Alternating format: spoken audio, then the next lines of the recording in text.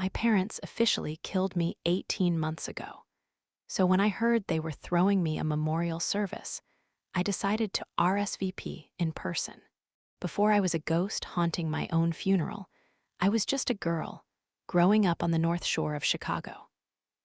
Our house was a sprawling stone mansion, the kind with a perfectly manicured lawn and secrets buried deep beneath the rose bushes. In our world, the hum of a riding mower was the background music to every perfect, polished life. My father, David Peterson, was a man built of sharp angles and ambition. He was a senior partner at a prestigious law firm in the Loop, a man who viewed life as a series of contracts to be negotiated and loopholes to be exploited. My mother, Helen, was his silent, beautiful partner in this endeavor. Her personality was a reflection of his, her opinions an echo. Her entire existence was dedicated to maintaining the flawless facade of the Peterson family. For 18 years, I played my part beautifully. I was the star exhibit in their museum of success. I got the grades that earned me a place in the National Honor Society. I played piano with enough skill to charm their friends at Christmas parties, and I had perfected a smile that was bright, accommodating, and completely hollow. I was their legacy, their continuation. But the life they had mapped out for me felt less like a future and more like a gilded cage. My father's plan was meticulous. I would attend Harvard for my undergraduate degree, followed by Harvard Law. My summers would be spent interning at his firm. I'd make partner by 30. And eventually, I would marry the son of another prominent Chicago family, a young man whose primary personality traits were a large trust fund and a weak handshake. It was a life of immense privilege, and it was suffocating me. My dream was a messier affair. It was loud, chaotic, and smelled of roasting garlic and fresh bread. I wanted to be a chef. I dreamed of the intense, focused energy of a professional kitchen, the clatter of pans, and the sharp chop of a knife on a wooden board. I wanted to practice the alchemy of taking simple ingredients and turning them into a moment of pure joy. I had secretly applied to the Culinary Institute of America in New York and had been accepted. For years, I had been stashing away cash from babysitting jobs and a part-time gig at a local bookstore, building a secret escape fund in an old shoebox under my bed. The day I decided to tell them my truth was the day they decided to erase me from theirs. The stage for my execution was the formal living room, a space so sterile and untouched it felt like a showroom. The air smelled of my mother's expensive lilies, and the lemon polished the housekeeper used on the antique tables. I placed my acceptance letter from the culinary school on the gleaming mahogany coffee table. I saw it as a peace offering, a request for them to finally see the real me, not the daughter they had invented. My father didn't even look at it.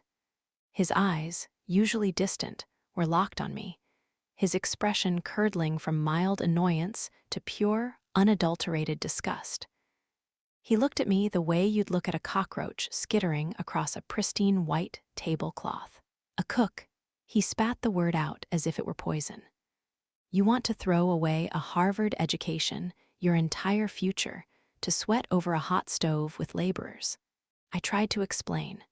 I spoke of passion, of creating something tangible, of art. My words were meaningless noise to him. He only heard the sound of his perfect, 4-year plan shattering into a million pieces. We did not raise you to be a service worker, he said, his voice dropping to a low, dangerous growl. We gave you every possible advantage, and you repay our investment with this common, vulgar fantasy. I turned to my mother, my last hope. I pleaded with her, my eyes begging her to intervene, to defend me, to just be my mother for once in her life. She sat on the silk brocade sofa, her posture perfect, her hands folded neatly in her lap. Her face was as smooth and emotionless as a porcelain doll. She simply stared at a point on the wall just past my head, as if I were already fading from view. Then my father delivered his verdict. He stood up, looming over me like a granite statue of paternal disappointment. "If you choose this path," he announced, his voice as final as a judge's gavel, "then you choose it alone. As of this moment, you are no longer a part of this family." The silence that followed was heavy and absolute. I waited for shouting, for tears, for some sign of human emotion. There was nothing but the cold, clinical finality of his decree. "Get out of my house," he said, his voice flat. I just stood there, my mind struggling to catch up. A wave of pure terror washed over me, making it hard to breathe. He pointed a long, manicured finger toward the grand, two-story foyer. Now, my mother didn't flinch. A silent witness to my disinheritance. They didn't let me get my purse. They didn't let me go upstairs to my room for my jacket or the shoebox with my savings. I walked out of that house with my phone, my wallet, and the $142 inside it. Each step toward that enormous front door felt like wading through deep mud. I kept looking back, searching my mother's face for a single flicker of love or regret. I found nothing. She was a statue, watching her husband systematically delete their only child. The heavy oak door clicked shut behind me, and the sound of the deadbolt sliding home was the end of a chapter. Just like that, at 19 years old, I was homeless. The first year was a blur of fear and shame. I couch surfed with a few friends from high school, but their parents' sympathy had an expiration date. I was a dramatic story they enjoyed telling, but not one they wanted living in their guest room. Soon, the calls stopped being returned. The invitations to stay just one more night dried up. I ran out of couches and ran out of options. I had been officially cast out of the clean, safe suburbs and into the part of Chicago my parents pretended did not exist. I found a bed at a women's shelter downtown. I'd lie awake on a thin, plastic-covered mattress, listening to the soft crying and coughing of other women whose lives had also fallen apart. I learned to make myself invisible, to take up as little space as possible. It was a survival skill. I took any job I could find. I was a dishwasher in a greasy spoon diner, my hands raw and chapped from the hot water and harsh soap. I worked the overnight shift, stocking shelves at a grocery store, the constant hum of the fluorescent lights buzzing in my ears for hours. I even cleaned offices late at night, scrubbing the toilets in law firms for men exactly like my father. Every dollar I made was a tiny piece of my life that I was reclaiming. I lived on instant ramen and day-old bagels from the diner, putting away every spare cent. It was a grueling, soul-crushing existence, but it didn't extinguish me. It did the opposite. It lit a furnace inside me. Their cruelty was meant to break me, but it forged me into something stronger, more determined. I made a promise to myself every single night, lying in that shelter, that they would not be the authors of my ending. 3 years passed. 3 years of relentless, exhausting work. I clawed my way out of the pit they dug for me, one painful inch at a time. I got a job as a prep cook in a small Italian restaurant, and eventually, I fought my way onto the cooking line. I saved enough money to rent a tiny studio apartment in a noisy, vibrant neighborhood. It was a wreck. The plaster was cracked, the windows were drafty, and the faucet in the bathroom dripped constantly, but it was all mine. I had built this life for myself from the scorched earth of the one they'd destroyed. I was finally starting to feel safe. The deep wounds were beginning to scar over. And then the ground opened up beneath me again. I had managed to save nearly $7,000, a fortune to me. It was time to open a real bank account, to take one more step toward a normal life. I walked into a large bank branch downtown, feeling a sense of pride I hadn't allowed myself in years. I sat down with a friendly young banker and handed over my driver's license and social security card. She started typing my information into her computer. Her professional smile faltered. She frowned, leaning closer to the screen. She re-entered my social security number. She looked up at me, then back at her monitor, and a flicker of genuine alarm crossed her face. "Is there a problem?"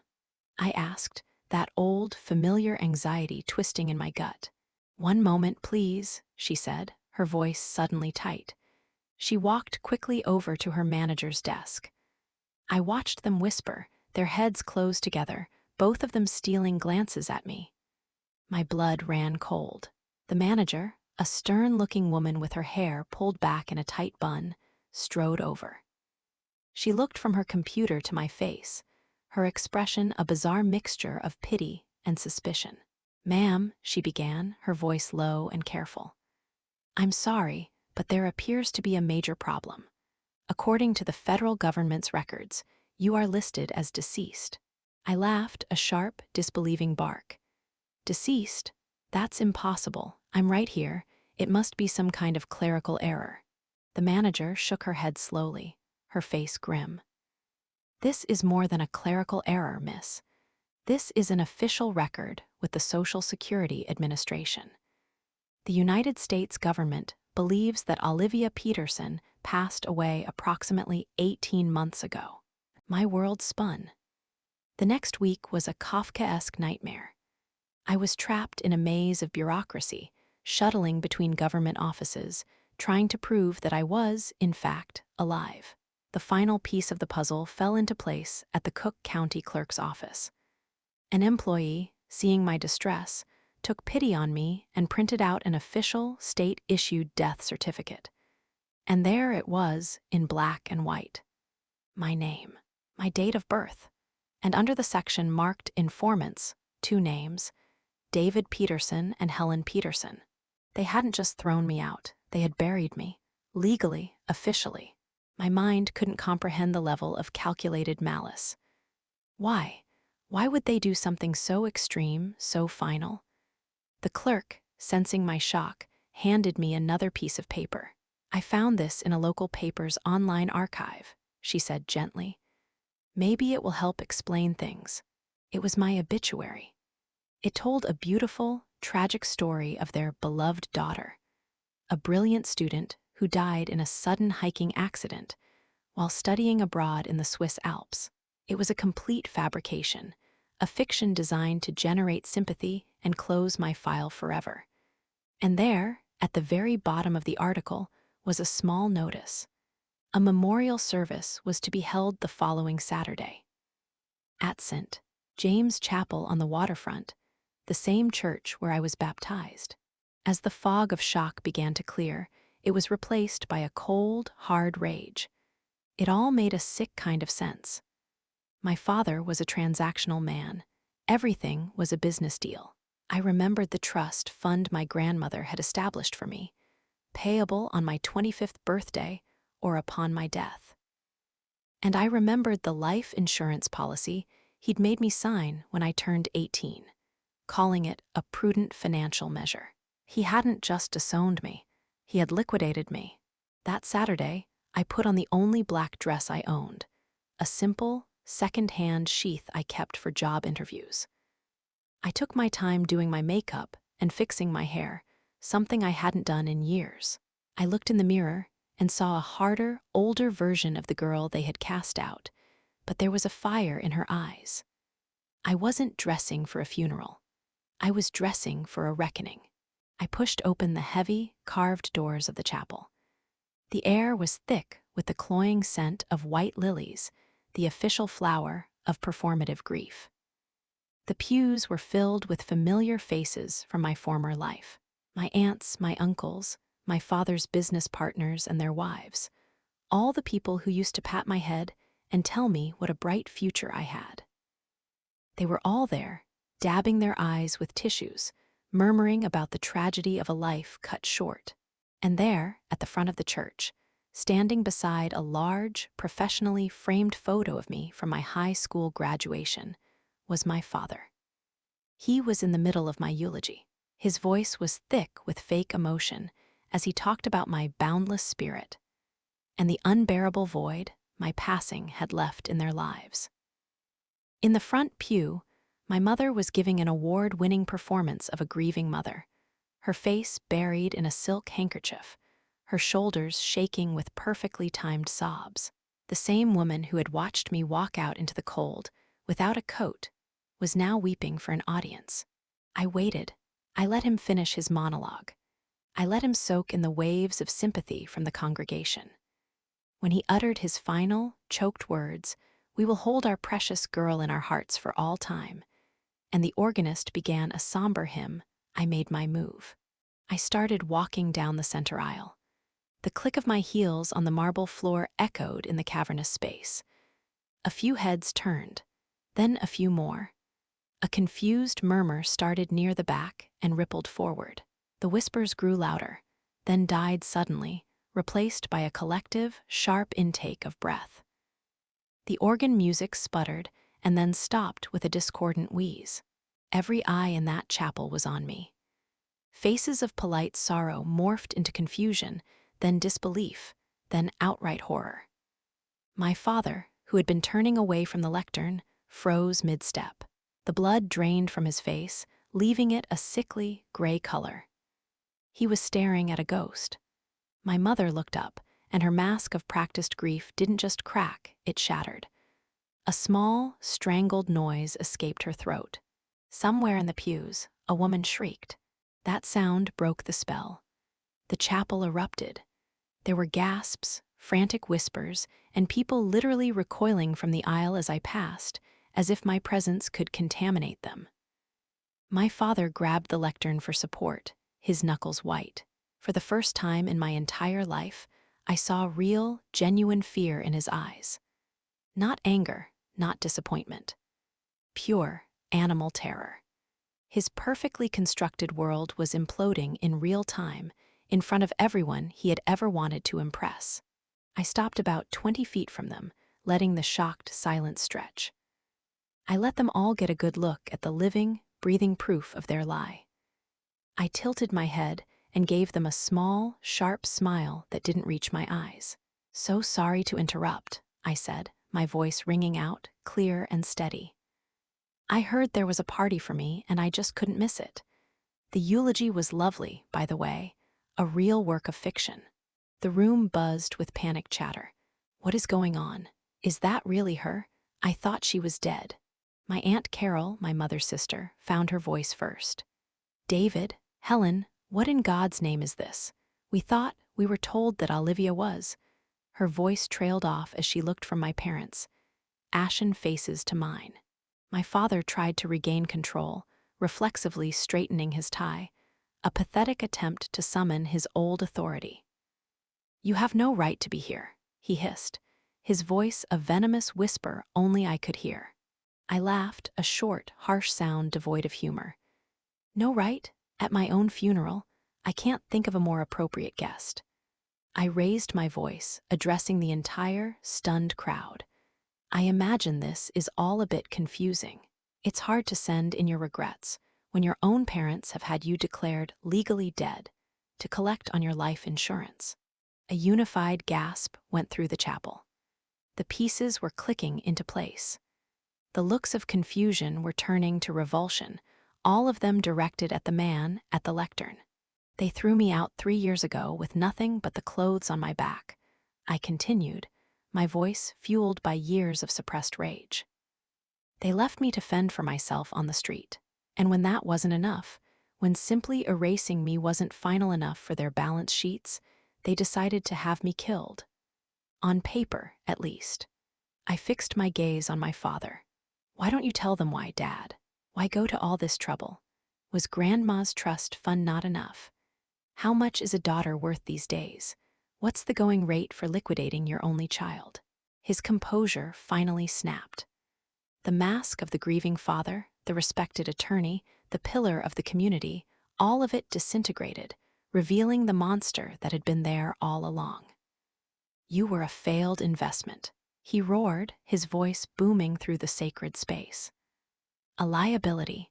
You threw away the life we built for you, so I wrote off the asset. It was a simple business decision." The silence after his confession was absolute, more damning than any accusation I could have made. He had just condemned himself with his own words, in a house of God, in front of everyone he knew. I saw the dim glow of cell phone screens begin to light up the pews. The whispers were no longer confused, they were outraged. He admitted it. Someone call 911. They didn't need to. Two uniformed police officers were already walking steadily up the center aisle, their calm presence a quiet, undeniable finality. My father saw them, and the fight went out of him. He sagged against the lectern, a man completely and utterly defeated. He said nothing as they reached him, quietly informed him he was under arrest for insurance fraud and conspiracy, and clicked the cold steel of handcuffs around his wrists. He refused to look at me. He didn't even look at my mother, who sat frozen in the front pew, a living statue amidst the rubble of her life. As the officers escorted my father out of the church, I turned and walked back down the aisle, through the parted sea of shocked faces, and out into the bright, cool autumn air. For the first time in 3 years, the crushing weight I had carried with me every single day finally began to lift.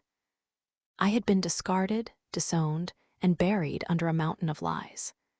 But I had survived.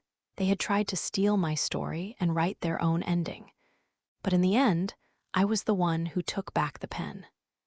Standing on the steps of that church, I took a deep, clean breath of freedom. This wasn't the end of their story. It was the very first day of mine. My name is Olivia Peterson, and I am very much alive.